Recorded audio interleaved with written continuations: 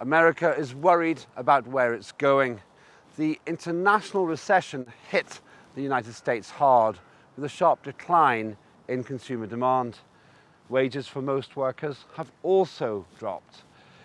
Perhaps as a result, the United States languishes near the bottom of many global rankings for inequality. In fact, the poorest 50% actually own just 2.5% of the wealth. Many regard that as a damning indictment of the home of capitalism. A new poll of public opinion also indicates Americans are worried about government incompetence. Citizens are concerned that successive governments have failed to tackle race relations, racism, immigration, social unrest, healthcare, and terrorism. They're also suspicious that Washington prefers to deceive the public rather than to take proper action to undo this mass dissatisfaction. This raises fears that there will be more cover-ups, media censorship, and military wars abroad to conceal domestic crises at home. So what is the US government's biggest failure? Why can't it sort out the economy? And what are the greatest fears about what the US government will do next? These are the simple, if profound, questions we sought to answer. And we began by giving the American public the chance to answer this question before someone from another part of the world decides to come and live in the US. What's the one thing you would warn them about and why? Here's what they said. The rent is expensive, so they better have a backup plan, a job plan for themselves, because the rent here is really high. The cost of living is very high. One thing, don't be lazy, be hardworking. Then you can make a good life here. I would warn them about the apartment rents because they could be a little bit pricey depending on where you decide to live in. So I would definitely check out more up and coming neighborhoods such as Bushwick and see if the rents are lower there. The negative things that they're told about minorities in this country, and how unfair minorities are being treated and have been treated in this country. I guess to don't forget your faith and don't forget God while you're here, because people come here, find opportunities, and forget God. I would say try to stay away from the junk food, the fast food, because the United States is like the mecca for junk food. We got a Wendy's right in front of me. It's McDonald's on every corner. So just try to not fall in, try it, but don't fall in love with it like a lot of Americans do. I would warn them about the economical system here. I feel like America is kind of glamorized a bit. It's not as glamorous, I feel like. Maybe do some research before you come here. The economy is always up and down, so yeah. Getting to the U.S. is very difficult to get a green card, so you should really look into that and try to plan ahead beforehand. We asked our experts what warnings they would offer someone considering a life in America. I think one of the most difficult things about living in the United States, and of course the United States is a big geographical country, lots of different cultures, lots of different kinds of communities, but from where I'm from, which is the Northeast in New York, it can be exceptionally difficult and lonely. It can be very cold. I used to tell my friends from the Middle East in particular that it was very difficult being Muslim and being Arab or Iranian, for example, in America, because people make certain assumptions about you and they judge you. And so it can be really lonely and it can be really tough. You have to be able to find your own particular kind of community, a place that can welcome you, and it doesn't have to be religious or ethnically based. It could be politically based, someplace that's progressive. But it is a struggle, and America is a system that has a lot to offer, but it also has a lot of cruelty, a lot of inequality, and a lot of injustice that American people are schooled to not see in their everyday lives. And so at times it can be lacking in empathy and compassion, but there are also communities that are really warm. It's a difficult place to live. It's a very, very difficult place to live. If I were to give a warning to people before they immigrated to the United States, that would focus on the fact that there's this dream that's propagated in the press, this American dream, this rags to riches story that focuses on this idea you can come from nothing and make everything. Now, I don't know, but if that dream ever existed, but I can say absolutely that that dream is dying today and that that dream does not exist today.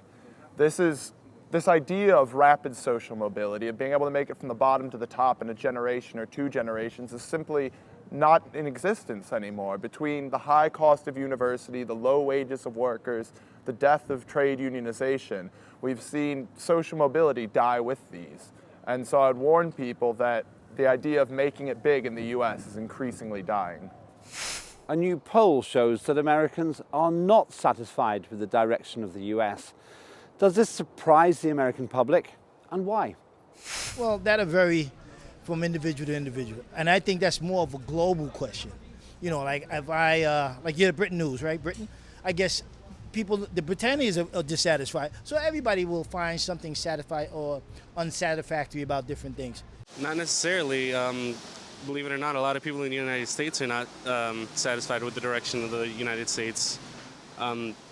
In general, what people usually believe in is, I'm all for the country, I'm not for the government.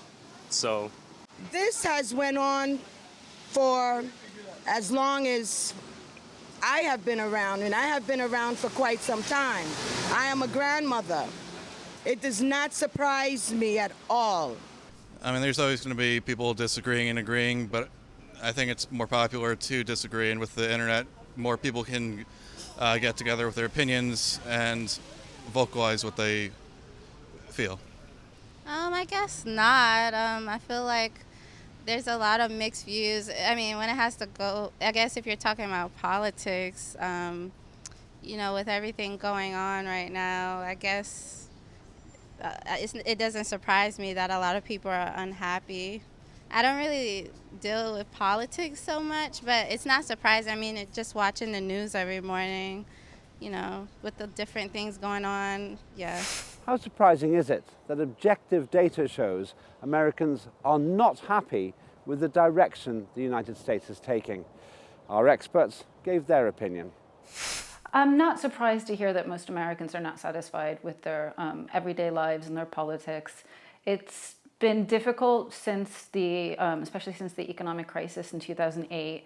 Obviously, the system wasn't reformed subsequently. It was only sort of jiggled around a bit. People were replaced by others, or some people were kept in their same positions. And so basically the same policies continued and inequality has only increased. Meanwhile, it's more and more expensive to go to university in America. Some universities, like New York University in New York, cost almost as much as $60,000, $70,000 a year, all expenses in. And also, it's very expensive to have health care. And so there are a lot of Americans who are not insured, who cannot afford to get sick. If they get cancer, it could be a way to become bankrupt. Even having a child can be very expensive. And so I think these daily stresses become very difficult for Americans to negotiate when there's not a lot of positive images and positive discussions and things working in Washington. And really the American government is very dysfunctional. Americans are very frustrated that politicians don't know what their daily lives are like, what they're going through, the struggles that they undertake. And, you know, Washington is so far removed from, you know, small towns throughout Texas, for example, or up in Maine, for example, on the other side of the country. And so I think that Washington really has become more and more distanced from American lives, and so Americans feel helpless. It does not surprise me at all that Americans are not satisfied with the direction the United States is going. The United States is increasingly being led by a small clique of elites. And I don't mean that these are people who necessarily know each other, but these are people who came up through the same educational institutions, through the same jobs, the same internships, and thus they come from the same social group and have the outlook that social group produces. And that's an outlook that ostracizes and casts aside the vast majority of hardworking, middle-class, and working-class Americans. And so when you have this sort of elite clique running the country, it is no surprise that the vast majority of the country is dissatisfied with the way things are going. The polls also show that Americans are concerned about government incompetence. What is the US government's biggest failure? That's the question we put to the public who elected them. I think the government's biggest fear and concern is always terrorism. But I think they're working aggressively to, stop that and put things in place to stop big tragedies like we had with 9/11. I think they're doing well. I would say the biggest failure would probably be the housing market crash. That was probably something that really messed a lot of people up. If you see it still affects people now, they're worried about getting a new apartment. Most people have to live with 3 or 4 roommates. It's still messing people up today, years later. Well, one of the things I would like us to get together is the race issue. Not sharing the wealth. Very unfair, very unjust. All you have to do is come here, and you can see. You can see for yourself. Their main focus should be on people. There's a lot of countries that are starving. People that are starving without food. The United States have plenty, and they don't like to give, and they nosy. They like to be in everybody else's business. Staying out of other people's business. I mean, I'd say the biggest problem would be that the U.S. tries to involve themselves in too many other people's affairs. We also asked our experts to consider the biggest failing of the US government. Here's what they said. The biggest failure of the US government is to basically become completely detached from the American people, between the distance geographically that politicians have to travel to go to Washington, as well as the bubble that surrounds them, whether it's for example, the pharmaceutical lobby, or whether it's the defense lobby, or whether it's the Israel lobby. All of these lobbies have completely enclosed our politicians so that they don't hear what everyday Americans say anymore. They don't know the struggles that we have to live through.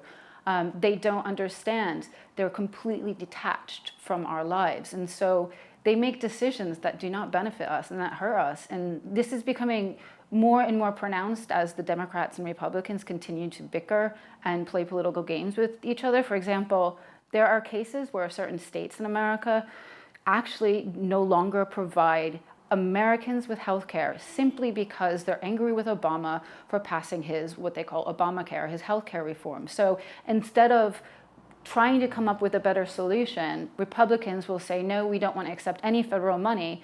So in the meantime, if an American who doesn't have insurance, who can't afford to get health care, gets sick and has to go to hospital, that American, not only is his or her life ruined because she or he cannot pay for the treatment, but also their families.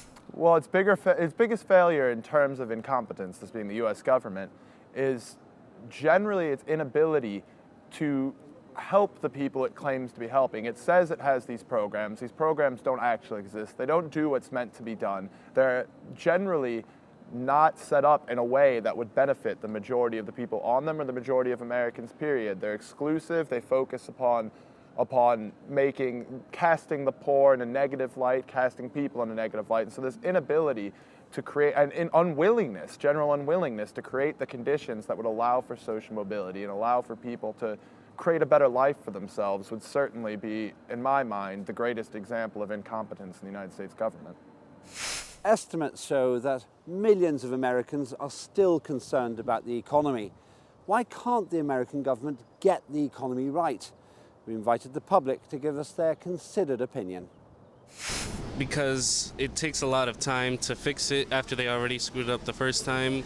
Well, with, again, the taxes and the companies and the bailouts and everything. So that's going to take a lot of time, even if they're doing it right. I guess it's all over because the euro dollars is everywhere is falling. So I'm not going to just say United States. Well, it would be an unfair question to pose to the United States because I go somewhere else and ask them how their economy is, and they will say the same thing. So I'm going to pass on that one. The U.S. cannot get the economy right because the U.S. are focused on several relations. We do have one president. We do have a lot of people in power, but there is a lot going on, and they're not really focused on U.S. relations because they're focused on war in all over our world, and because we want to be allies with so many different countries, they're not really focused on its own people. And because there's so much else going on, I feel that the U.S. should be focused more on its citizens and its children and its elderly and the people that do matter, which should be Obama's babies, which is all of us. Because there's a lot of stealing going on, point blank. There's a lot of stealing going on. Lots of stealing. Last question. I'm not sure. That's up to them. That's their job. I don't know what's going wrong with I don't know. I don't know. I don't know what they're doing.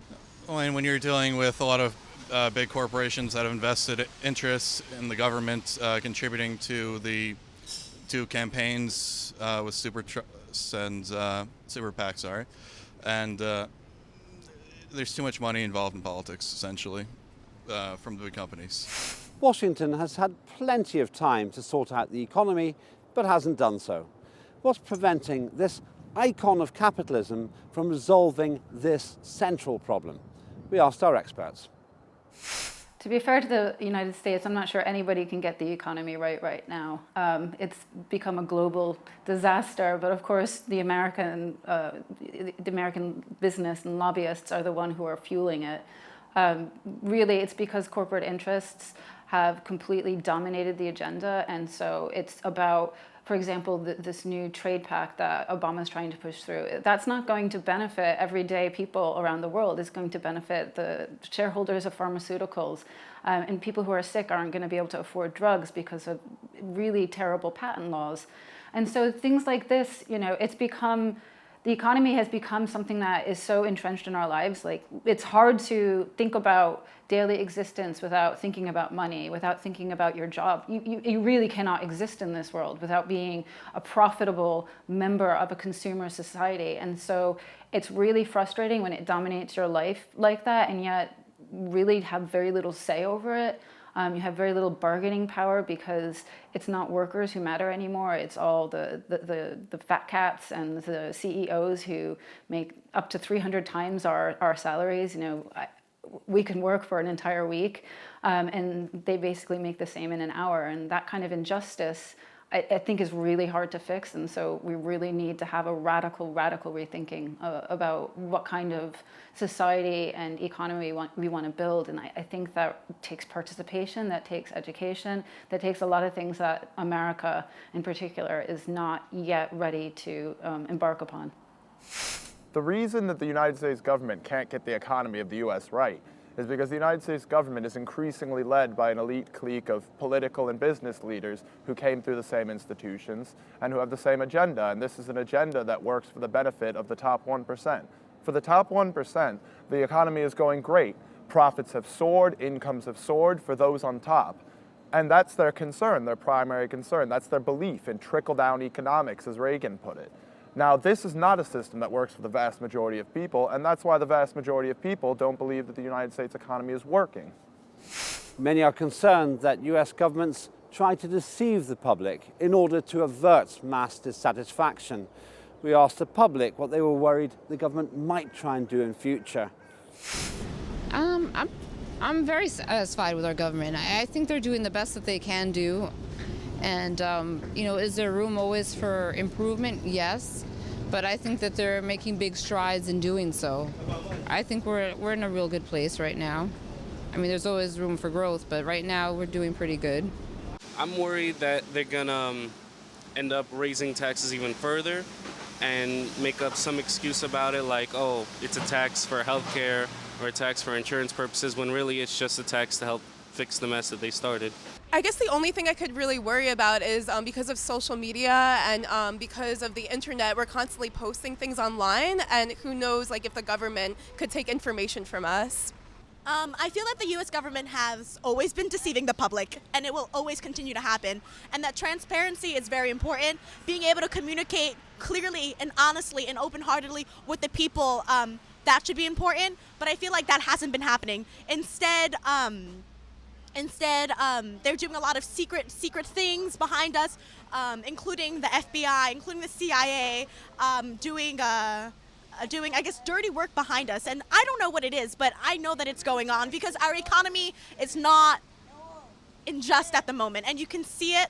You can see it in the streets. Like, why are there so many homeless people at the moment? Why are we still living in poverty? Why are we still having to work $8 for minimum wage when an apartment in New York City is about $1,500? How are we able to support all that? The same thing that they've been doing in the past. Nothing. Absolutely nothing.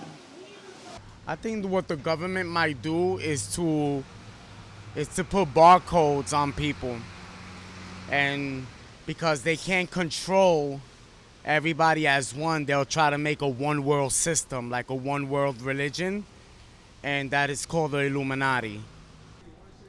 I mean, I guess one of the things is like take away our privacy, like our will, like our free will. Yeah, that's my worry. Well, I mean, if you see what the NSA has done with spying and tapping people's phones and misleading information on certain news organizations where they claim that it's simply metadata, which it really isn't. There's a lot more extensive information that they do collect, which people should be aware of, and where that abuse of power can go, we have to really be careful of that. Finally, we sought the views of our experts about the methods the US government might use in order to divert the public from mass domestic dissatisfaction.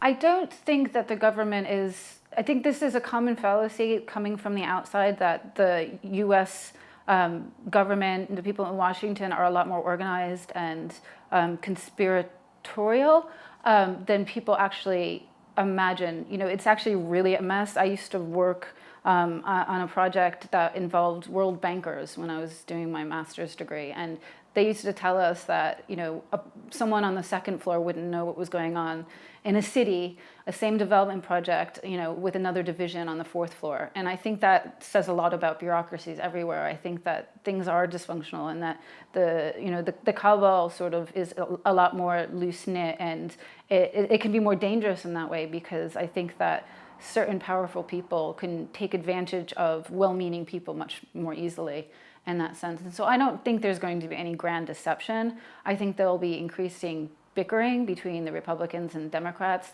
There is no right or left really in America. It's all people speaking mostly in the same voice, but it's the degree to which how much there's going towards the center right and the right. I don't know if we'll have a real pushback from the left in America to try to retake a healthy politics where there's actually choices and debate, and politicians representing the working people, the working poor. Well, I think the United States government has proven itself over and over again willing to deceive the public, willing to twist the facts, willing to propagate false stories for its own benefit. And I think its role in the economy is no different. The idea that the United States government would somehow be unwilling to fudge the numbers to make Americans think that things are better than the way that they actually see them.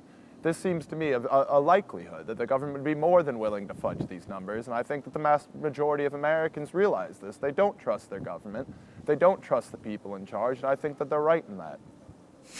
We have learned that the US government has allowed a perception of incompetence and dissatisfaction to evolve as a direct result of its failure to handle the nation's economic problems.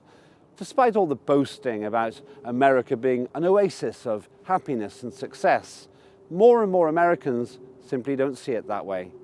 For all the promises made in defense of capitalism on Capitol Hill, it looks like a major outcome of the very system America loves to promote to others is not the achievement of happiness, but rather an existence of misery.